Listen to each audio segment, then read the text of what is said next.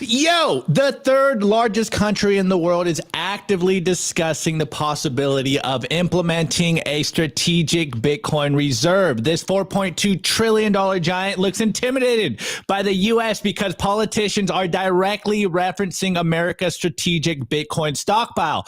But the country we're about to talk about is not alone. In the past few weeks, we've seen Brazil, Russia, Hong Kong, Poland, Texas, Pennsylvania, and now the third largest country in the world all talk about strategic Bitcoin reserves. Your chance to buy Bitcoin under 100K is dramatically disappearing because of all the nation state FOMO. You better start stacking. You better get your position. Let's dive into it, guys. So, of course, I'm not here alone. I got our fearless leader, Nico, and we have Simon, founder of Fanfares, with us today. So we're going to talk about all that today, but let's just dive right into this headline. So we got a headline here. Japanese lawmaker asks government to create a national Bitcoin reserve.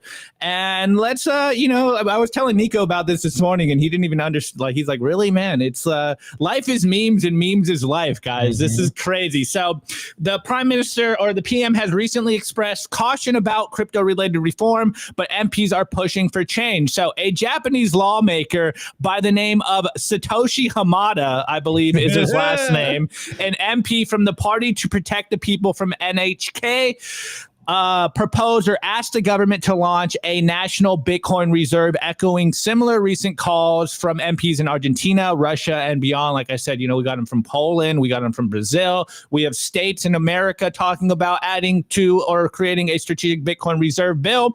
So Hamada submitted a written question to the government regarding the creation of a reserve fund for crypto assets, and I have it over here for you guys. So question and answer subject: questions on the status of understanding the movement to introduce Bitcoin reserves in the United States and other countries. So again, directly referencing what we're doing here in the US.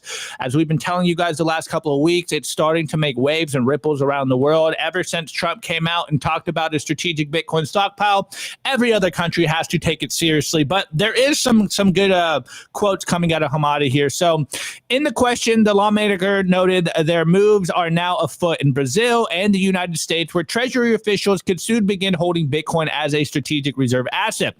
Hamada went on to ask the Japanese government to consider converting part of its foreign exchange reserves into virtual currencies such as Bitcoin. And of course, he added that the Trump administration is appointing a new crypto czar and making similar moves to get a strategic Bitcoin reserve. So the lawmaker mentioned that BTC could soon become a national strategic asset. And of course, I just named what the question was. And here you see Hamada questions also made note of the fact that BTC is less susceptible to the influence of specific countries or institutions. And he said that its neutrality and decentralized nature allow Bitcoin to support economic activity without relying on any specific currency. The government is set to provide Hamada some questions in the next couple of weeks. The real signal here, though, guys, is that Hamada represents a small political party. They only have 2 seats in parliament, but there's a high probability that other politicians are kind of thinking in the same terms as Hamada. As we're seeing in other nations, everyone is starting to take Bitcoin seriously. So we'll see what happens. And, Tokyo, they need to reform their crypto tax laws moving forward. And as our boys over at Bitcoin Well mentioned when we put this news out on our Twitter, for a country with a decade of economic stagnation and aging and declining population, Bitcoin could literally save Japan. I think this is obviously a no-brainer in regards to what is happening with Japan. I mean, of course, guys, Bitcoin was created by a pseudonym named Satoshi Nakamoto, and there's a lot of rumors going around as to why he did that. One is because, as we know, Japan was first to kind of do the quantitative, the QE out there, printing money. And they're a little bit of ahead. Their economy is a little bit of ahead of the U.S. economy, and they are in trouble right now. And this is why we're seeing that in the U.S., we are starting to talk about a strategic Bitcoin reserve. Of course, yesterday we talked about it. Texas is proposing a strategic reserve bill. Now we have officially 2 states in the U.S., Pennsylvania and Texas, introducing a strategic Bitcoin reserve bill. And we didn't really cover some of the stuff about the strategic Bitcoin reserve bill bill in Texas. So just kind of diving in a little bit here. One, the bill will propose that Bitcoin donations from Texas residents are going to be allowed. It will securely store and manage Bitcoin for at least 5 years. They will have a 5-year HODL stash. It'll 3, ensure transparency through biannual reports and audits. It will allow state agencies to accept cryptocurrencies and converting them to Bitcoin, establish rules for security, donations, and management. Though, guys, one caveat I did read when I read the bill was there is a caveat in the bill saying that, after 5 years, that the comptroller of Texas will be able to sell the Bitcoin for other cryptocurrencies. So I don't know how that got snuck in there.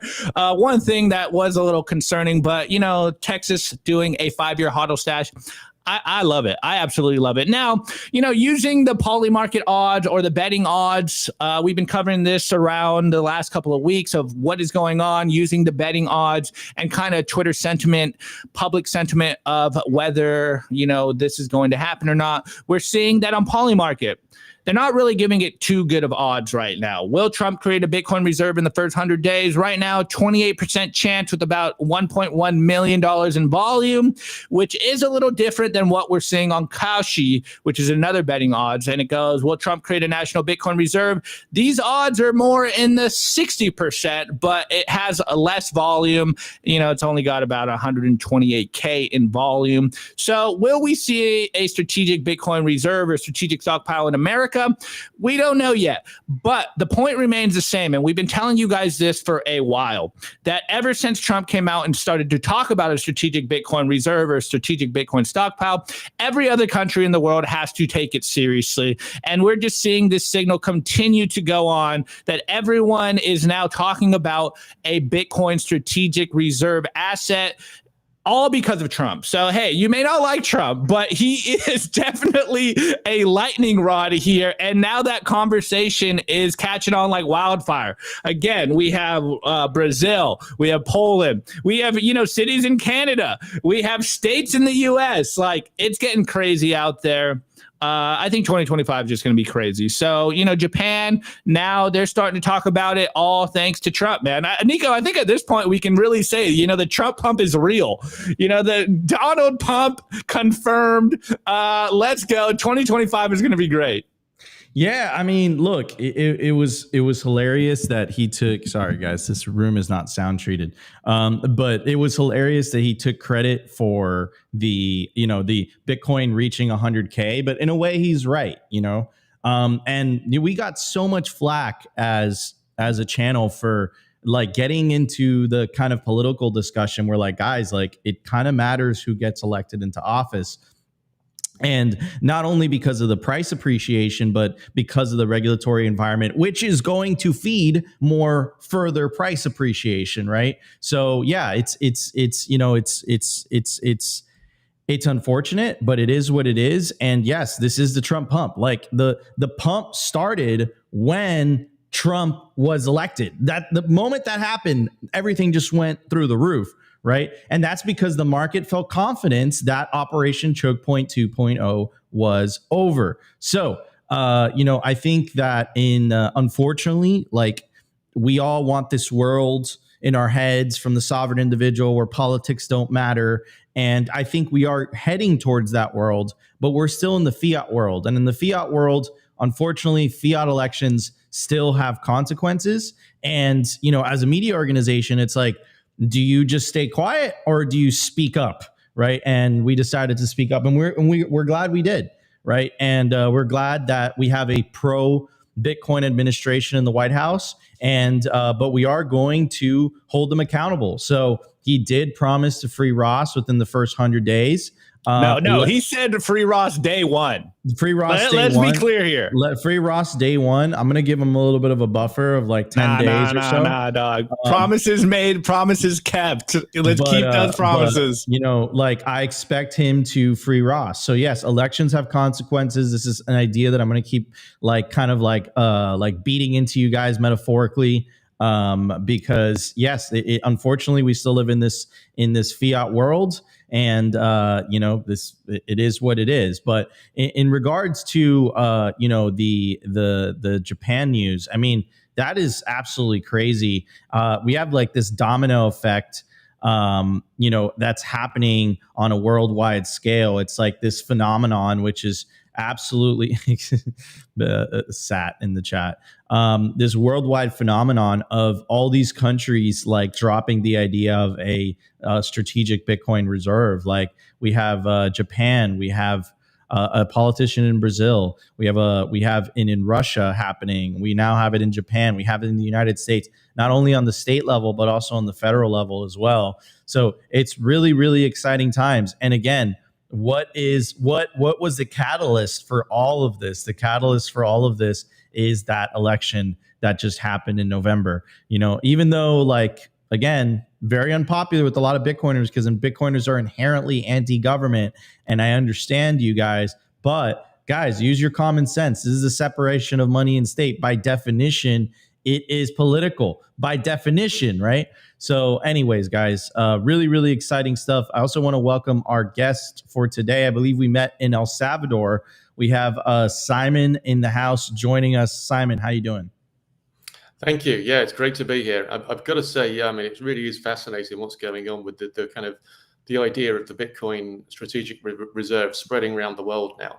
And yeah, Donald Trump has led the way. It's got to be said. Nayib Bukele did start this 3 years ago. He was the first, but Donald Trump obviously runs a much bigger country and it's getting a lot more coverage. But yeah, the election, it was the first ever Bitcoin election, really. And I know a lot of Bitcoiners that haven't voted for years, but because there was one candidate that was actually supporting Bitcoin, they went out and voted. So it'd be, you obviously don't know how many votes he would have got had he not have endorsed Bitcoin, but I'm probably thinking a lot of Bitcoiners went out and voted. You got to remember 1 in 7 people in America own Bitcoin. So that might have been the thing that really actually delivered the victory for him. 100%. 100% agree with you. All right. One question though, Simon. When is, based on your accent, when is the UK going to get a strategic Bitcoin reserve bill proposed? I was trying. Yeah, I was speaking to politicians during the election saying, if you support Bitcoin, the Bitcoiners will vote for you. I also told them they should go on podcasts. That's another thing that the Trump team have done. They've been on a lot of podcasts, and that's reached out to a lot of people. People really kind of get a chance to hear what they really think about. So they're using the new tech. They're really kind of endorsing new technology and attracting a lot of the younger voters, I think, by doing that. Really kind of absolutely. And by doing so, they were able to circumvent the legacy media gatekeepers, right? By going straight to the podcasting. That was, I think, a really, really important strategy of what the Trump campaign did. And, of course, you have Elon now like screaming from the rooftops, you are the media now and on, right? So that just kind of adds fuel to the fire. So I 100% agree. We're in this brave new world, so to speak. I think it's extremely exciting for people that are, fans of freedom of information, freedom of speech. And I'm just so excited for the future and what's to come. I think the best is yet to come. So anyways, guys, before we start the show, I do want to give a very special shout out to Simply Bitcoin's lead sponsor, BitcoinWell.com. BitcoinWell.com is the best place to build your automatic self-custody Bitcoin stack. Buy real Bitcoin. Enable your independence with the fastest and safest way to buy Bitcoin on-chain or via the Lightning Network in Canada, USA. To get started, you put in your email address. It takes about 2 to 5 minutes to get started. And what makes Bitcoin Well different, it is a completely non-custodial platform. That makes it different than everybody else. And what that means essentially is when you buy Bitcoin on Bitcoin Well, as soon as the funds clear, they go straight to your self-custody Bitcoin wallet address. So you cannot even leave the funds, your Bitcoin, on the exchange, which perfectly aligns with the Simply Bitcoin ethos of the separation of money and state. They also just recently announced the Bitcoin Well Infinite product. It's a Bitcoin OTC desk tailored for high net worth individuals that are looking to buy $50,000 worth of Bitcoin or more. Now, what makes Bitcoin Well Infinite different than everybody else is again, you're dealing with a human being. So if you're looking to buy, $50,000 worth of Bitcoin or more, and you're tired of dealing with Coinbase, you're tired of dealing with UIs, and you want someone to call of which you can either say, hey, I want to buy Bitcoin, I want to sell Bitcoin. You want your own like private representative instead of just dealing with, UIs and all that stuff. The Bitcoin Well Infinite product is for you. Also, every time you buy Bitcoin on Bitcoin Well, you earn Bitcoin Well points, and you could redeem those points towards the Bitcoin Wishing Well contest, toss a coin into the Wishing Well, and first person who scans the QR code has won 500 sats. Every time you toss a coin into the Wishing Well, you win. But every time you have an opportunity to win up to 1 million Satoshis. So go to bitcoinwell.com today and use promo code simplybtc. Again, simplybtc. And you get 3 tosses into the Bitcoin Wishing Well. All right, everybody, let's get to the numbers. We have tons to talk about. Smash the like button if you guys are enjoying the show. Help us break 150 likes within the first hour. Let's check it out.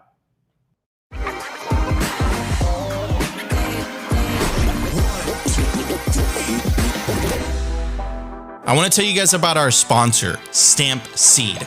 Is your Bitcoin in cold storage really secure? Are your seed words really secure? Stampseed's do-it-yourself kit has everything you'll need to hammer your seed words into commercial-grade titanium plates instead of writing them down on paper. Don't do that. Paper sucks. You want to literally stamp your seed into this plate of titanium. Your words are actually stamped into the metal plate with this hammer. So once your words are in, they aren't going anywhere. No risk of the plate breaking apart and your pieces falling everywhere. Titanium stamp seeds will survive nearly triple the heat produced by a house fire. They are also crush-proof, waterproof, non-corrosive, and most importantly, because this is generational wealth, time-proof. All things that paper is not, allowing you to hodl your Bitcoin for the long haul. I mean, here is the plate that they crushed. They put in water. They put a blowtorch to it. And as you can see, the words have survived. Stamp your seed on Stampseed. And you can use promo code SIMPLY to get 15% off anything on their store. Head over to Stampseed.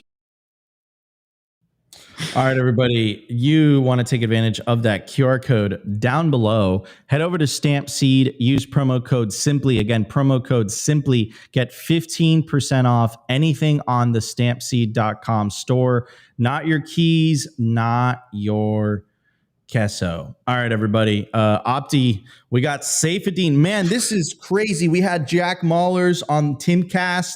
We have Saifdean on CNBC. What the, bro, this is like the year of winning, man. This is the year of winning. We're taking over legacy media. This is crazy. The Overton window is not only shifting, it's shattering. Opti. Yeah, I mean, to your point, like, shouts out to Joe Kernan, first and foremost. It looks like Squawk Box is turning into just a, pro Bitcoin maxi propaganda machine on CNBC, and you just love to hear it. For all of us here, you probably heard Saifdean say this multiple times. It sounds like a Bitcoin podcast, but I don't think we can underestimate just how powerful it is for him to go on corporate press and start talking about all the things we've been talking about for a long time. Remember who the audience is that still watches, the corporate press, that still watches the television. They're usually a little older. They're more boomers class.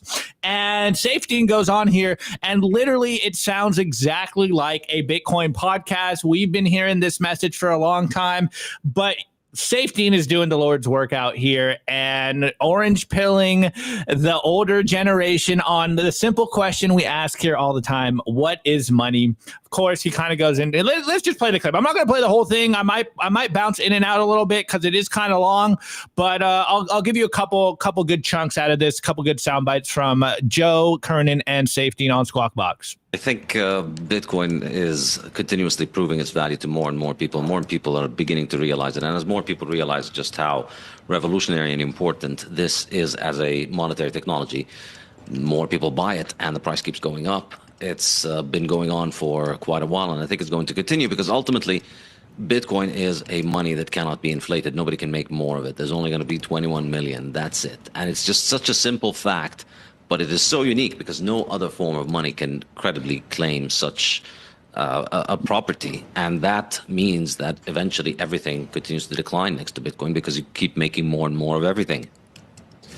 And it gets a little bit far into the weeds, but I was looking at some of your comments here. I'm just fascinated by it, and we want to get back to the real world and what it means for people with regulatory issues and where we are in the genesis of Bitcoin. But you point out that fiat money and the monetization of debt, which every time the government does something, it's basically almost like mining gold, except in this case, we just increase the supply of the existing money to pay for what we're doing. And that's never going to work. And even when you're off the gold standard, gold has a stock to flow. We can only make so much per year, or produce so much per year. Same with Bitcoin until we hit 21 million, and then there's no more produced. And at that point, that will be the stake in the ground to value all other currency, right? Yeah, and I think that's really ultimately what it comes down to. The thing that made gold money, why gold became money, was that its it wasn't supply. jewelry, Saif. It wasn't. Everybody thinks, and that's the misunderstanding of what money is. It's not because you can make a nice ring out of it. There's characteristics of why gold for 4,000 years has been used to represent value, but it has nothing to do with what it's used for. No, it stores value well because it's very difficult to increase the supply of gold. It's very difficult to increase the supply of gold substantially. Every year, the supply of gold goes up at only around 1.5% to 2%. And so that means that people who hold it as money end up doing very well for themselves, and people who hold other things don't do well. And that is true for gold, and that's what made gold money for the whole world practically at the beginning of the 20th century.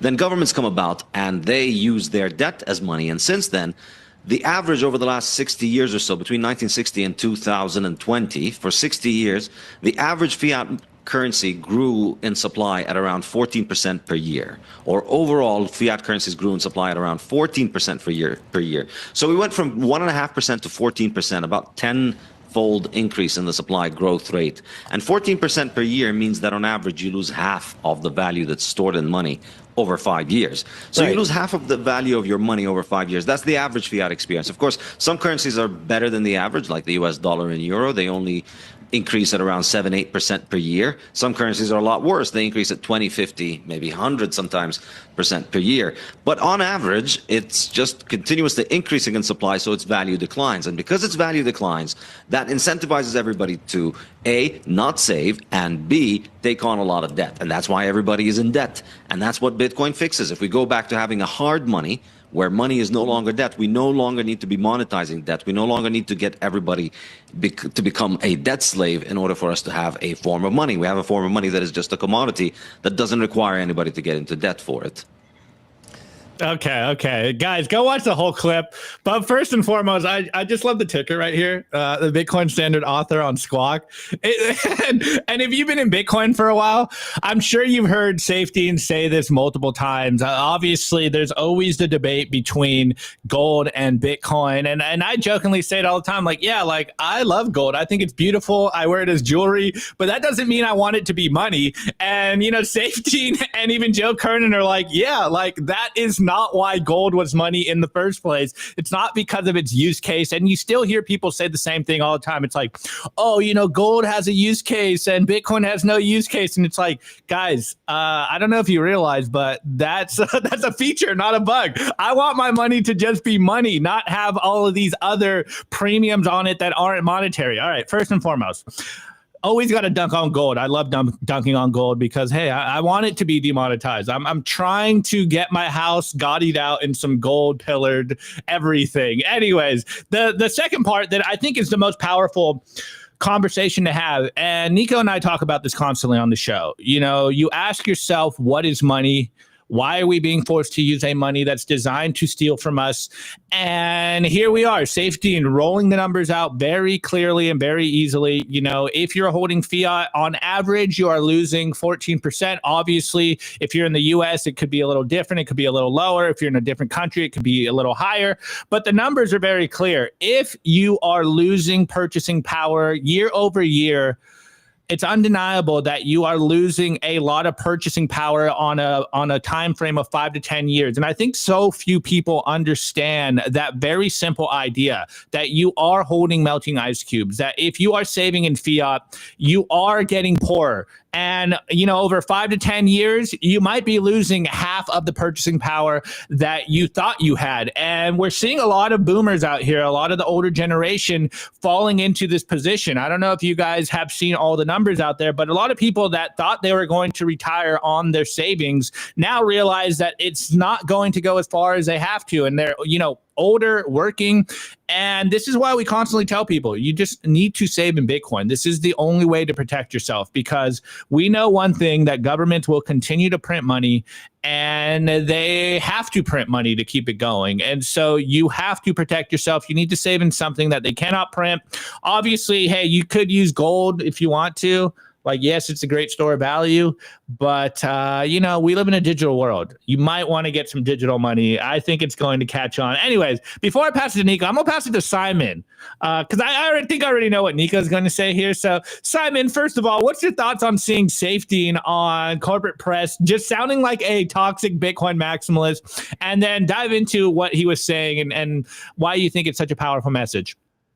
Yeah, I mean, it's great to see Saifdean obviously on CNBC. I've been watching CNBC for years, and that over the years they've slowly warmed up to the idea of Bitcoin. And Joe Kernan, he's consistently looking at those 6 characteristics of money and saying, well, hang on a minute, Bitcoin actually fits all of those. So in his own way, he's starting to really appreciate Bitcoin. But yeah, I mean, Saifdean, talking about gold, I mean, I have to admit, I was a gold bug back in 2008 during the financial crisis. I was buying gold sovereigns and burying them in the back of the garden. And, for a long time, I was stuck on that idea that it's actually a physical thing. Bitcoin isn't a physical thing. So it's harder to appreciate the value, and it takes more time to study and understand the proof of work system, and the network effect that Bitcoin has that really makes it very unique. And, ultimately the utility of it, if the dollar failed tomorrow, how would we all trade with each other? Are we going to use small bits of gold to go down to the shop for a loaf of bread? Or are we just going to have a Bitcoin wallet on our phone and use that instead? It's much more practical.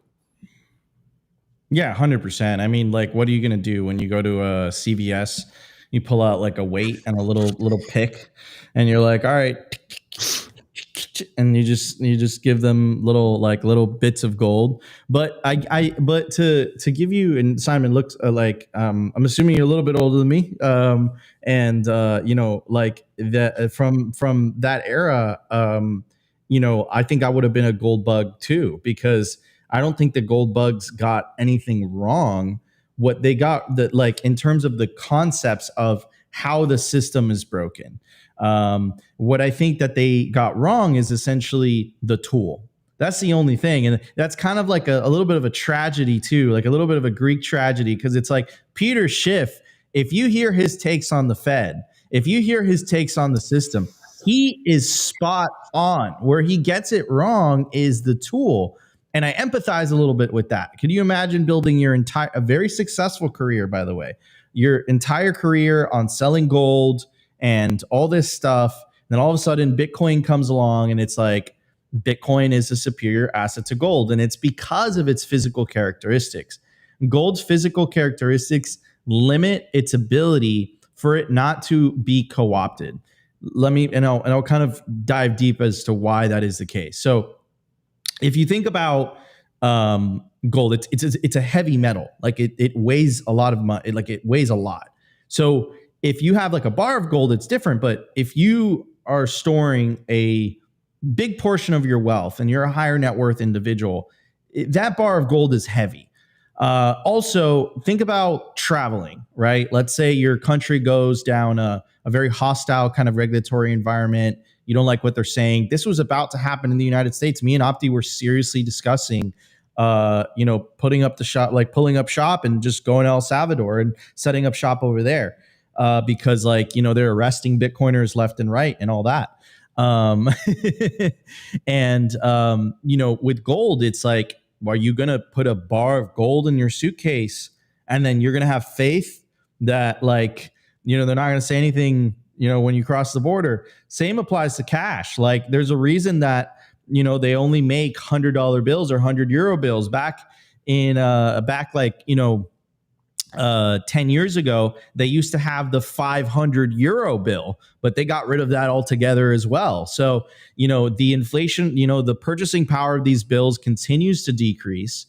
And, but the actual numeric value stays the same, right? So, you don't really have like a way to effectively store your wealth without fear of it being confiscated. And that tends to happen if the government finds itself in a predicament. And I think that's essentially where gold failed. Gold failed not because it wasn't sound money at the time, right? But gold failed because of its physical characteristics, limited its ability for individuals to take self-custody of it. And another thing that I'll say is try sending $1 million worth of gold to someone halfway across the planet. It's going to be very expensive. There's a lot of trust involved. It's not instantaneous. And that's in stark contrast with Bitcoin. With Bitcoin, not only can you send that money anywhere or like anywhere around the world instantaneously for a very small fee, but also theoretically you can store millions, billions, trillions of dollars in your mind just by memorizing a 12 to 24 word seed phrase. And that completely changes the game. Personally, I'm a fan of gold. I actually own physical gold, like physical gold, not IOU gold, in case there is an apocalypse. But I think Bitcoin is a superior store of value in my opinion. I think it's just better. One of the things that people, and it was actually Eric Trump that said this at the Bitcoin MENA conference in Abu Dhabi, the price of gold has an inflation rate. So if the price of gold goes up higher, the production of gold goes up higher with it, right? If the price of Bitcoin goes up, the production of Bitcoin not only stays the same, it actually gets cut in half every 4 years. So gold has scarcity, but Bitcoin has absolute scarcity. And I was actually running the numbers in terms of I was asking ChatGPT the other day, how much gold is on the moon? How much gold is in the sun, right? And the numbers are just astronomical, right? But the reason that it's extremely difficult to get gold off the moon. It's impossible to get gold out of the sun, right? But I'll tell you this, is there more Bitcoin in the moon? No. Is there more Bitcoin floating in outer space? No. Is there more Bitcoin in the sun? Maybe, but no. So yeah, I mean, that's really the two differences between, these two things. I think gold did a great job, to get us to this point. I think I give a lot of kudos for the gold bugs because they really, really started. They put a lot of effort into identifying the corruption and the flaws within the current system. But, there's a new technology. It does it better. And of course, that's Bitcoin. And of course, Saifdean, such an elegant job at, speaking about all these topics. And I believe he's releasing a new book as it relates to gold that he announced at the Bitcoin MENA conference. I believe the name of the book is the Gold Standard, right? So he wrote the Bitcoin Standard, the Fiat Standard, and the Gold Standard, and it's just kind of laying out the case between all the different standards. And once you read all the books, you'll come to a very, very very fast conclusion that Bitcoin is obviously the superior way. It's the superior asset. It's the money that is meant to be the global reserve currency. And another thing that I'll say too, and then I'll pass it on to Opti because I've been rambling on for a little bit. If you take a look at the size of the fiat standard and you take a look at the size of the Bitcoin standard in terms of the thickness of the book, the Bitcoin standard is actually smaller than the fiat standard, right? I think simplicity is beautiful. The Bitcoin white paper was 9 pages. You know, things don't have to be complicated, and you know, you shouldn't have to be a part-time investor just to maintain your purchasing power. So don't believe the psyop. Buy Bitcoin, stack sats, stay humble, stay solvent, and just sit back, enjoy your life. Do some work and earn in some money that actually values your time. Opti. Yeah, well, I really just want to highlight one comment in the chat. Shouts out to SpongeBob SquarePants. You know, if you are a gold bug out there, I think this is just some pure signal here. So gold is still a store of value, but it won't make you wealthy, and Bitcoin will do both. And I actually love this messaging. You know, agree and amplify. Yeah, gold's cool and all, but you know, digital gold is a lot better. Even though I hate that digital gold meme, but as we know, you know, Bitcoin is still being monetized, and we live in a digital world. And 21 million hard cap, like to me, it seems like such a no-brainer, because maybe, you know, we're digitally native. It's just like, it's so obvious. We're so far down the rabbit hole that to me, it just like you're never going back to fiat. Like, yeah, I want gold, but like, I'm not going to use it for money. Like, I got a gold necklace. Like, I think it's pretty. It's in my blood to like gold, but do I want it as money? Like, no, I want Bitcoin. And I think more people are catching on to that. And so it is absolutely interesting seeing Saifdean go on Squawk Box, you know, the corporate press, and just destroy gold bugs, because the audience is probably a lot of gold bugs and a lot of fiat maxis. And hey, you know, I'm here for it. Shouts out to Saifdean being a toxic maxi on Squawk Box. This is what I'm here for. I mean, but I mean, even the anchor is becoming a little bit of a toxic maxi. He's like shutting down people. Like there's people that came on the show the other day, they were doubting Bitcoin, and he was just like, "Are you crazy, dude?"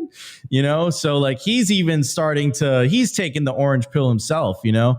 Anyways, guys, wait, Nico. Squawk Box is the biggest Bitcoin maxi podcast in the world. Are they replacing Simply Bitcoin? It's happening. Anyways, guys, if you guys are enjoying the show so far, make sure to smash that like button. We're about to break 500 live viewers on YouTube alone. Help us break 200 likes within the first hour of the show. We're at 100, or we're almost at 150. So if you guys are enjoying the show, enjoying the content, really helps push the message forward if you smash that like button. All right, guys, we're going to hit the news. We will be right back. I want to give a very special shout out to our sponsor, Compass Mining. They make Bitcoin mining accessible to everyone, from beginners to experienced investors. Their turnkey miners gets you online and hashing within 48 hours, making it easier than ever to start your mining journey. Plus, with their active marketplace, you can resell your miner at any time, adding flexibility and value to your investment.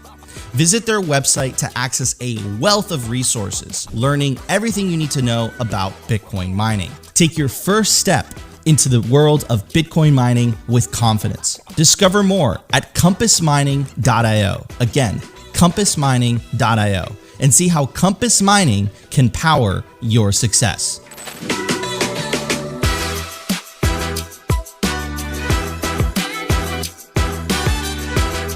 I want to give a shout out to our sponsor, Foundation. It's self-custody done right. They built a premium grade hardware wallet called Passport right here in the US, and it integrates seamlessly with their free app called Envoy.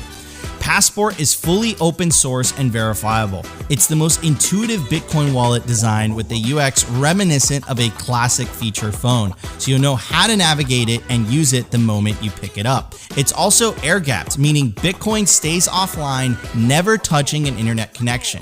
It's Bitcoin only, open source verifiable, air-gap security model, gorgeous design craft, premium grade materials.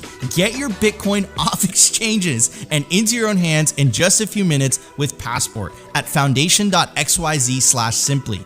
Get peace of mind for your peace of. All right, everybody, this is Opti. He's not making a phone call. He's actually on the Passport by Foundation devices. It's incredibly easy to use. It's convenient. It doesn't sacrifice security for convenience. This is the perfect gift to give to somebody that perhaps is a little bit intimidated by self-custody. You get them a Passport by Foundation devices.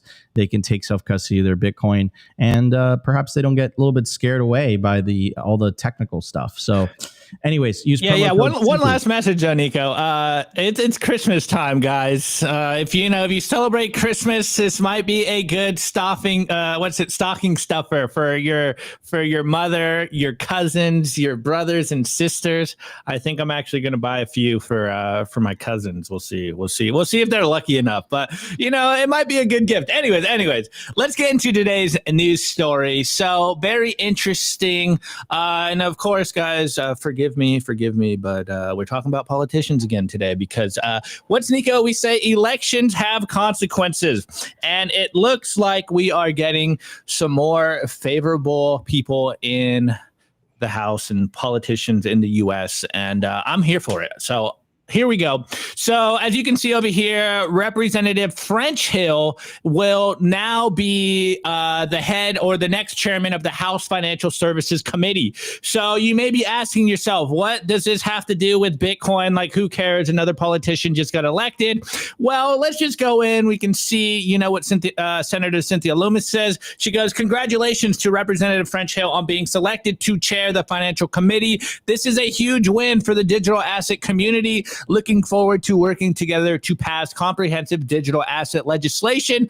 Again, guys, my view. I really don't like the digital asset meme personally, but we all know that when they talk about digital assets, at least coming from politicians or institutions, they really mean Bitcoin. Usually that kind of opens the door for things other than Bitcoin, like stable coins. But when you hear digital asset, that means, Bitcoin. And so here we go. Let's move forward and let's just hear from from the horse's mouth. What does Representative French Hill think about Bitcoin and what his next job's going to be? So here we go.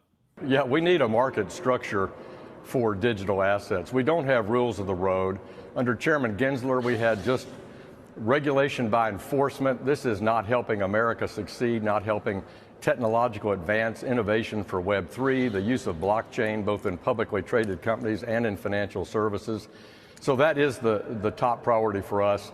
And our majority leader, Steve Scalise, has it on his first 100 days of the House is to move a regulatory structure bill for digital assets. And I also believe a dollar-backed payment stable coin for under U.S. law as well. You believe in a Bitcoin reserve? I don't really, I have to say I know Cynthia Lummis from Wyoming. I heard her give her speech at the Bitcoin conference in Nashville. I understand why some people are attracted to that. I'd have to think long and hard about what the value of that is to the United States or the Treasury. But I am certain of this, that we need a fair-minded, fit-for-purpose regulatory structure for digital assets in this country. Well, you heard it there, guys. It looks like what Nico and I have been saying in regards to 2025, it looks like it might be playing out in real time. And so what did we say when Trump got elected or, he's president-elect? He was running on a pro-Bitcoin administration. The whole Republican Party has aligned themselves with pro-Bitcoin legislation, the right to self-custody. Hopefully soon enough we get them to no capital gains tax on Bitcoin, but awesome. They've been talking about strategic Bitcoin reserves. We got the next SEC head is pro Bitcoin. The next CFTC head is pro Bitcoin. Now we have the chairman of the House for Financial. Wait, hold on. Chairman of the House for Financial Services seems to be pro Bitcoin, and it looks like what we said is going to play out in 2025 for the next 4 years. It seems like we are going to get some favorable regulation in the U.S. Obviously, we will keep tabs on that, but I do find it very interesting that in that clip, and that clip came out this morning, that he said they will do their best to pass some kind of regulation or some rules for the road within the first 100 days. So personally, my initial thought is let's hope it doesn't get rushed. Let's hope there's actually some good advisors there. And, as you can tell, Nico's the reigning Tether guy here on the show. He's a stablecoin maxi on the show. I'm not a fan of stable coins at all, but you can see that when they say digital assets, they're really talking about stable coins. I don't think they're necessarily talking about other shit coins. They're just talking about Bitcoin and stable coins. As you can hear, Representative French Hill basically said it dollar-backed stable coins, which is obviously a way to proliferate dollar worldwide. And I do find it very interesting, though, that he is a little concerned about the strategic Bitcoin reserve or stockpile, though. At least they're giving it actual, like they're actually thinking about this. They're not just saying no, yes, like we've heard Elizabeth Warren come out here and be so against everything in the Bitcoin industry, not give it any thought. At least now they're being mindful, kind of what Simon said earlier, that, hey, if you fight Bitcoin, you fight the all of the people in your jurisdiction that are Bitcoiners. Like, you're no longer going to be able to be a politician. And now they have to actually think about what they're going to do around Bitcoin without just directly shutting it down. So again, it looks like 2025 in the US, we're going to have some favorable jurisdiction around Bitcoin. Obviously, I don't like the word regulation, but I guess politicians are going to do what politicians do. Now, on the flip side, kind of segueing this to Simon here, because you're not in the U.S., I think what the precedent gets set in the U.S. is going to make ripples around the world, and everyone will look to what the U.S. does as, credence or precedent for what they should do in their own country. And so hopefully if the U.S. does figure this out and we do it correctly, then, the real game theory and competition around the world to acquire Bitcoin will take off. And I'm here for it. As a Bitcoiner, I want a jurisdiction that treats me well. And we know that Bitcoin allows us to move or put capital where it needs to be, where it is treated well. So I think for now, Nika, we are going to be able to stay in the U.S. I'm pretty excited for it. I don't want to move ever. But hey, it is what it is, and we'll have to do what we have to do eventually. Yeah, I'll chime in before we pass the baton to Simon. But look, a couple things. So we've made progress, right? The reality is, and politics is very. This is a reason as to why people don't like talking about it, is because politics, by definition, is the organization of power. So, kind of morals and integrity kind of go out the window. And it's very nasty. And I think we saw that really in the last couple of years or so. So, but, we are making progress when, these very old senators that they don't fully understand Bitcoin. I'm very confident of that, are saying like, yes, we will take a look at it. I don't like that he's saying that there needs to be some type of Bitcoin doesn't listen. You guys need to understand something. Governments won't regulate Bitcoin. Bitcoin will regulate governments. It's not the other way around, right? Bitcoin ain't democratic, right? It ain't democratic. It's consensus. So, it's not going to change. And that's what makes it so revolutionary, right? That's what makes it so uncorruptible. So, but that's a very tough pill to swallow for politicians living in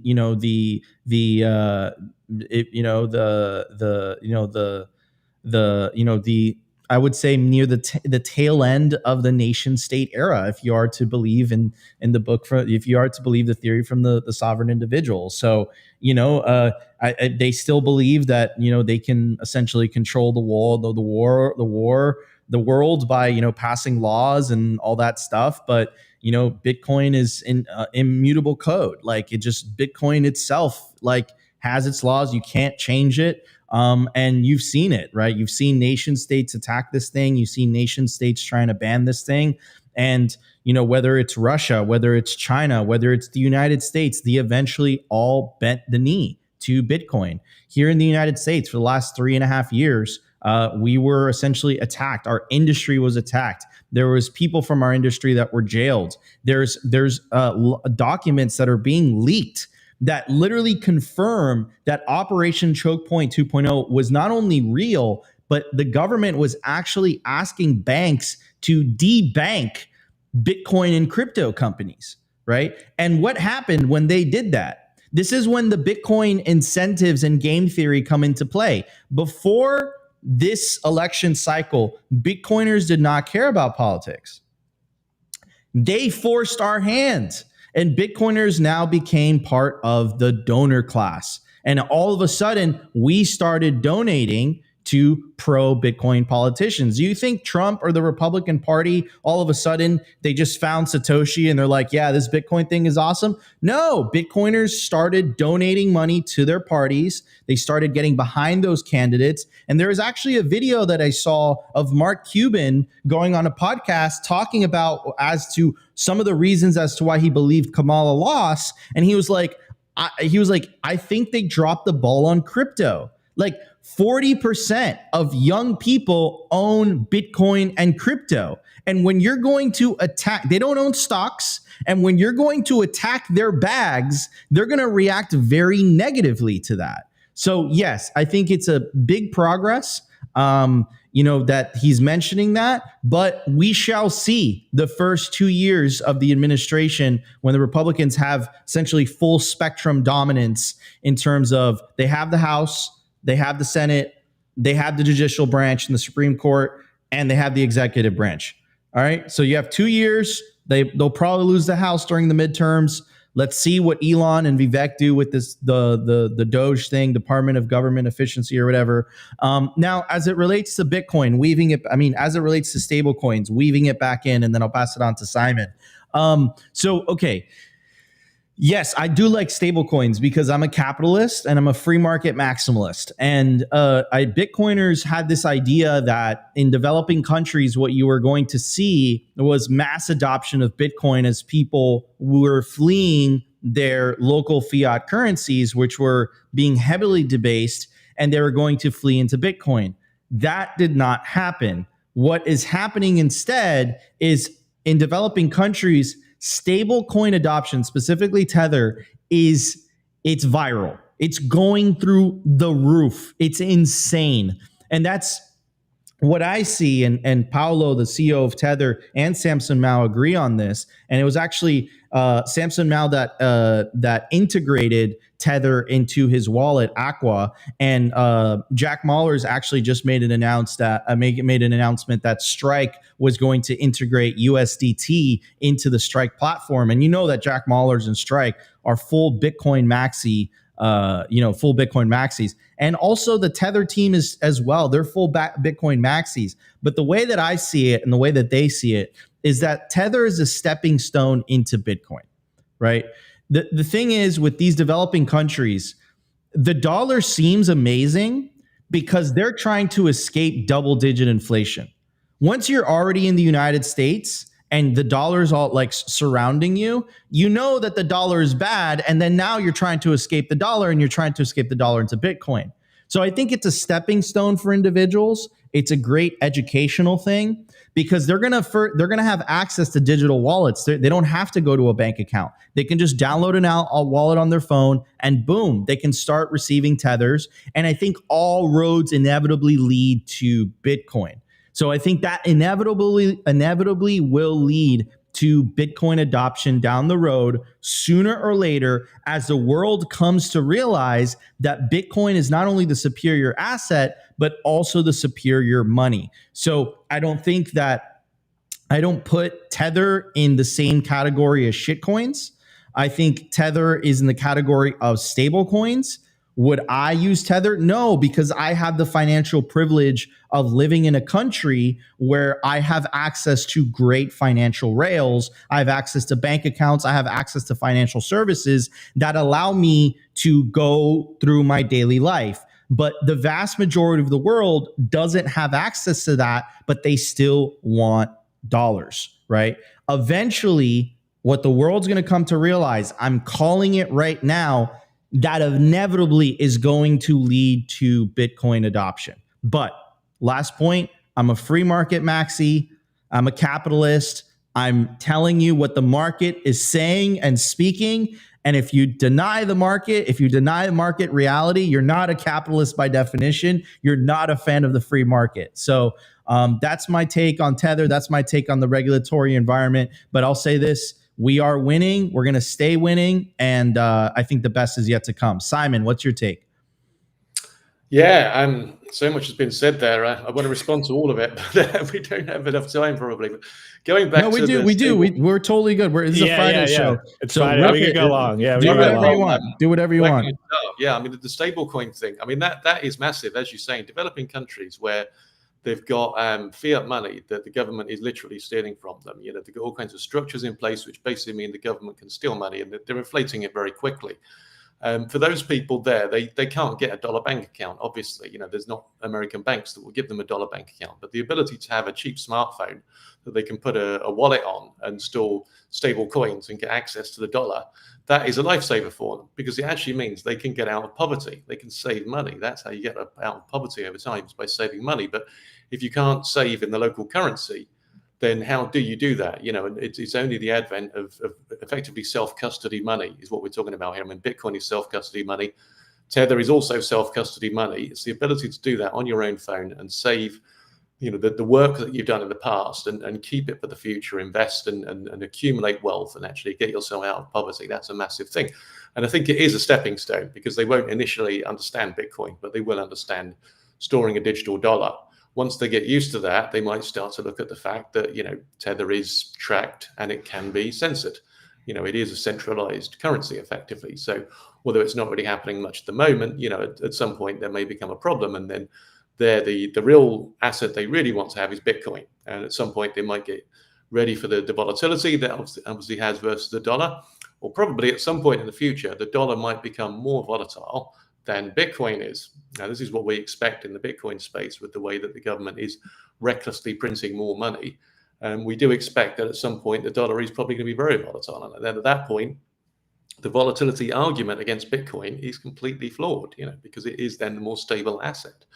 But one of the things you were mentioning there with the proliferation of Bitcoin around the world is the BRICS they are looking at creating their own currency that they can use to trade amongst themselves. But if they use any form of centralized ledger, much like the dollar is, then they would have to trust each other in some way. I mean, maybe it would be China that would control the ledger because they're the biggest one of those countries, or maybe Russia would. But whoever controls it, the other countries then have to trust them to A, not print more money and just add it to the ledger in the way that the dollar is doing, or B, to not censor. You know, if China's managing the ledger, they decide they don't like something that Brazil is doing, they could basically just cancel all the money that Brazil has on the ledger, and they've lost it. You know, so that's a real risk for any one of those countries that's engaging in that new currency that they might want to design. But of course, if they chose to use Bitcoin, they wouldn't have that problem at all. They would be able to act in a way that they don't have to trust each other, because it is a trustless system.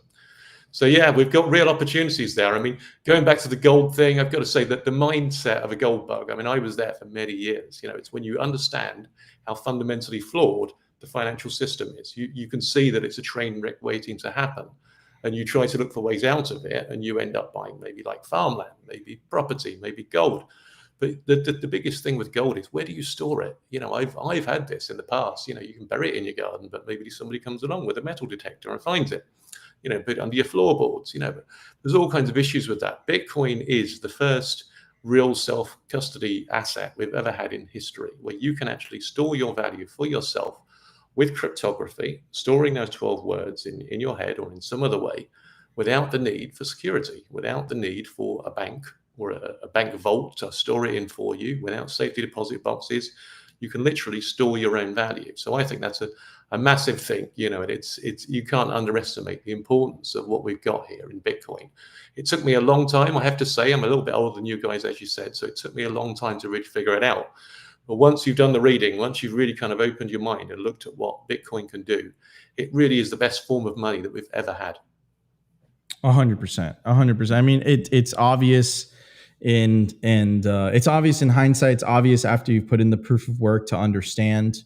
But I completely agree with you, Simon. You know, and it's very, very exciting times. I think it didn't happen as we all anticipated. I think it happened slightly different. But you know, you have to adapt. You have to adapt to the market.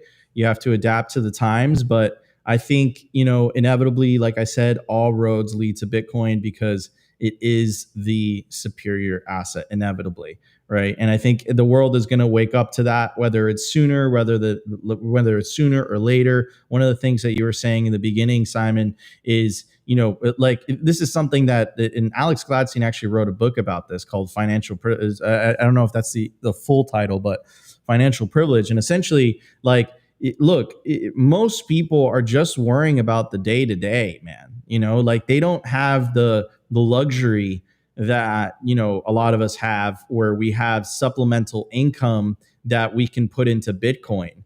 Most of the world is paycheck to paycheck. They're just looking to make ends meet. And, you know, Bitcoin, unfortunately, I mean, however which way you want to phrase it, either due to the Lightning Network not completely being rolled out or due to its volatility in the short term, they're looking at this and they're just like, you know what, this Tether thing, it's dollars. And in their mind, you have to understand from these countries, and I'm from one of these countries, right? $100 bill is like the top of the hierarchy in terms of what they perceive as sound money, right? Like everyone wants dollars. And with the adoption of stable coins on a massive scale, they're getting that access to dollars. But eventually they're going to come to that realization on their own. Wait a second, you know, my Tether wallet could still be frozen. My Tether wallet could still, you know, I'm still dealing with inflation still. And, you know, eventually, you know, they'll run into Bitcoin. That's really my belief. And that's the belief of people that are a lot smarter than me as well. And I really don't believe they're competitors, so to speak. I don't think it's a shit coin. It's a stable coin. That's what it is. But anyways, guys, we have a lot to talk about, so stay tuned. We're going to get to the culture segment. We're going to talk to Simon about his project, Fanfares, his company, Fanfares. And he calls it the internet money era of podcasting. I'm really excited to kind of dive into this topic, specifically because we are content creators, Opti and I, and Simply Bitcoin. Like, we're a media company. We're all content creators here. And one of the most difficult things that you can do as a media company in this era is being able to monetize, right? How do you make a business out of it? How do you get paid? You know, you're putting all this hours and effort into your work. You know, you're getting a ton of engagement, you're getting a ton of views. And how do you make money out of this, right? So this is a problem that Simon has set out to solve. This is why entrepreneurs are leading the world. And we're going to talk about this. So guys, stay tuned for the culture. Let's check it out. I want to give a shout out to our sponsor, HIVE Digital Technologies. As the first ever public miner, HIVE's been battle tested through every possible market. And as the first with an AI strategy, HIVE continues to redefine the future of sustainable energy. Also, gotta casually drop this in here, HIVE consistently tops the industry in Bitcoin mined per exahash. They're lean and mean, they're green and clean, and they're changing the game. Learn more by following them at HIVE Digital Tech or check out their website, hivedigitaltech.com.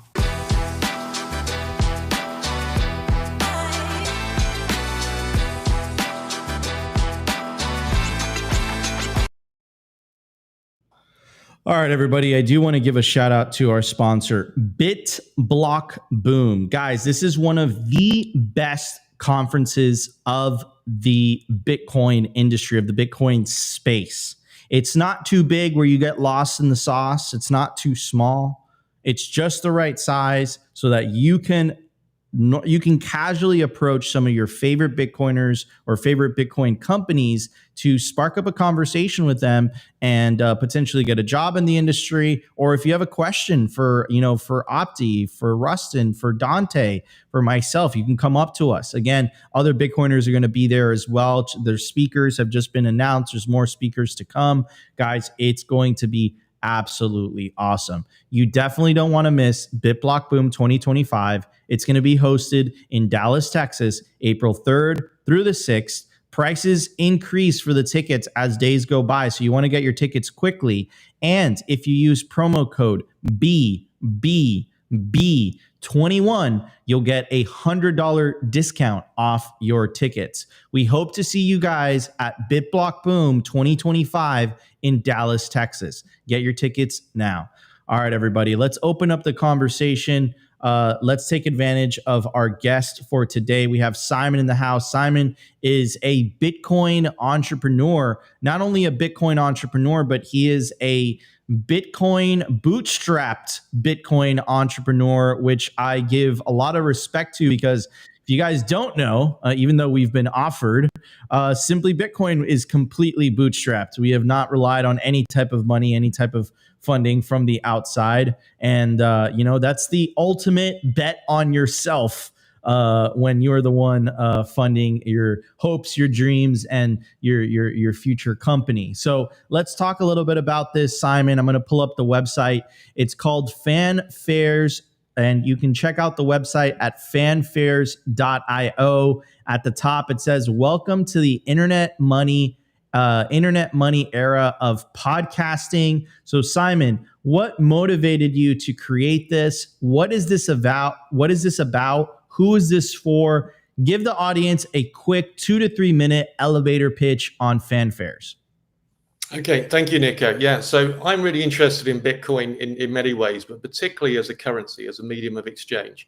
And if we look at the way that fiat money works, it has high transaction fees. There's minimum transaction fees on credit cards that make small payments very expensive to do. So you can't really do transactions less than about $1.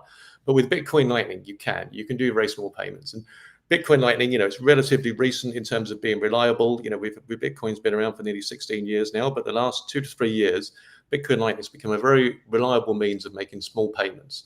So the application that I thought this could be used for is when we look at the way that we consume media content on the internet, how are we paying for it? A lot of the time we're paying with our time and our attention.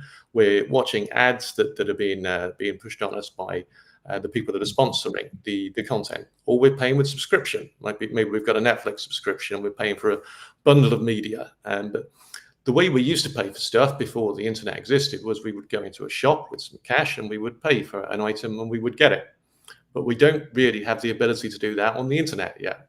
So my thoughts were, if we could find a way to make it so that people could buy single items of content with Bitcoin and gain access to that content, that would be really kind of a great use case for Bitcoin as a currency. If you think about it at the moment, with the way content is distributed, if you're a creator, you have to put it on Spotify or on YouTube in order to get discovered. But you're effectively giving up your ownership rights of that content when you do so, because anybody can then access it. What we are building is a system where you can upload to our client, and it's a Nostr client. So you upload using your Nostr identity, and that content is then stored in an encrypted format. So only the people that have the decryption key in their Nostr identity can connect and enjoy that content. So that means that you can then sell decryption keys to people using Bitcoin Lightning. So it's an application that's built on Nostr. If you haven't looked at Nostr already, I suggest you download the Primal app, or Amethyst on Android is very good as well. It's a revolution in terms of having ownership of your own content. And we think this is the best way to deliver this kind of service, where content creators can basically restrict access to their content, the kind of premium content they might have put on Patreon before, behind a subscription wall. No one really likes subscriptions because we end up getting stuck in them for 6 months and we forget we've got them, and then we discover we haven't used them and we've been paying for them the whole time. And to sign up, you've got to put in all your information, all your credit card details, name and address and everything. What you really want is just to connect with a Bitcoin Lightning wallet, make a single payment anonymously, and get access to that content. With Nostr as well, you can store that encryption key there, so you own that content forever. You will always have access to it. So this is what we're building. We have a prototype version out there at the moment, Fanfares 1.0. It's a little bit clunky, but it is usable. So you can actually buy podcasts on there, and you can upload podcasts if you're a podcaster yourself. Early next year, we're going to be releasing 2.0 Fanfares, which is going to be much easier to use and much more versatile. So we're really excited about what we're building. We really want to work with creators like yourselves that are struggling with this concept of how to monetize, because there is, as we say, there's advertising, there's subscription, there's value for value. Value for value is a great concept, but so far, no one's really making a lot of money out of that. That's the reality. It's not competing with the sponsorship alternative. And it is an unfortunate fact of human nature is, people don't always give money, particularly when they're behind a keyboard and, they don't, no one's really going to know if they've actually paid or not. They're getting the content for free anyway. Why should they pay for it when they can get it for free? But if we have a kind of manage the friction of the user so that in order to actually get access to the content, they have to make the payment. And it could be that it's like a 2-part podcast episode or 2 parts of a video. And the first part is free going out on the normal free channels. But then it's really promoting the second part where perhaps some of the more interesting stuff is. And there's a link in the description that the listener can be directed to. They click on that. It takes them to Fanfares where they've got the QR code that they can scan, make the payment. It doesn't have to be a large payment. This is the thing. I think certainly at the beginning, we're going to experiment with very low payments of 10 cents or 50 cents and this kind of thing, just in order to get people using the application. But yeah, I mean, over time, it's crowdfunding. If you've got 100,000 viewers, and all of them, or maybe even just 10% of them actually pay 50 cents each, that's still $5,000. That's not bad for a podcast episode. So I think if you actually get to the point where people are motivated to make the payment in order to get what they want, then you'll find there's a lot more monetization than we've achieved so far with value for value. So we're trying to up the game a little bit. We're trying to integrate with Nostr. We've also got a really cool referral scheme that we're going to build around it. So using the payment splits technology that exists with Bitcoin has never existed with fiat money. When one payment is made, they can automatically split into multiple wallets. So maybe you guys are making a podcast together. You want to split the money 50-50, that's automatically done for you. But maybe you also want to give a percentage of the money that's paid to anyone that reposts for you. So in that scenario, they can get a referral link. When they make that repost through Nostr or they make it through Twitter or any other social media app, they're going to get a percentage of the money that's paid off the back of their recommendation. So we think that could be really powerful in terms of getting viral adoption and spreading the word of Nostr out into other social media apps, bringing people into Nostr. And the creators then, of course, will be telling their audience about Bitcoin so that they can get a Bitcoin wallet and make the payment, about Nostr so they can get a Nostr account and receive those payments themselves for the referrals that they're making. I love that. So, and let's talk a little bit more about that, Simon, because I'm so again, and I'm coming at it from kind of like started this as a hobby. Somehow me and Opti made this into a podcast. And then this year we've somehow made it into a media company. But let's talk about the kind of like the reality of the kind of media business and have a little bit of insights into this just because I've been doing this for so long. Look, I love value for value, a big supporter of Nostr, specifically since Simply got accidentally deplatformed. Big proponent of owning your content of which you're posting, and huge believer in all that. But the volume is happening on the reality is the volume is happening on platforms that are not Nostr. And the market reality as well is that the vast majority of our revenue comes from direct sponsorships. Now, I've talked to a lot of people about this, unless you're ideologically inclined, but if you're more market inclined, you come to the same realization that we did, which is like, if you want to scale this, if you actually want to make this into a business, you need that revenue, right? You need that direct sponsor revenue from Bitcoin companies that want exposure to your audience. Now, of course, there's alternative ways of monetization, direct subscriptions. A lot of people do this. If you subscribe to Netflix, it's essentially the same thing, right? You pay a certain amount of money every month and you get access to Netflix's library, right? And then, of course, there's value for value, which is coming. There's also the panhandling of asking for donations every show, which some content creators do. We haven't done that yet. Or maybe we have maybe experimented with in the past, but we didn't really feel right for us. So, like what we found is, like, realistically speaking, right now where we are in history, the way to actually scale a Bitcoin podcast or a Bitcoin media company is through direct sponsorships.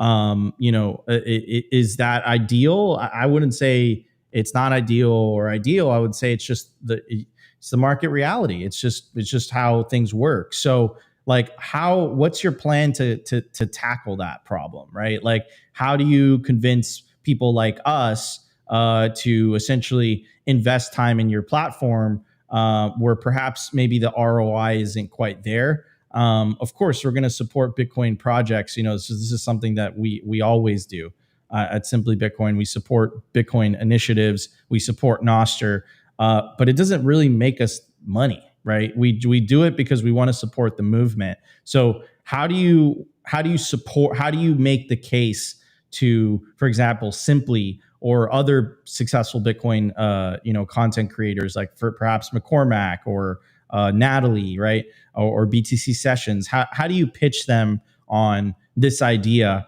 and get them really interested in it compared to the revenue that they're making off of direct sponsorships? Yeah, I totally understand what you're saying. I mean, all of the people you mentioned there, I would like to pitch to all of them because I think that they're all doing great work in the Bitcoin space. And I mean, I love podcasts. I love watching YouTube videos and listening to stuff about Bitcoin.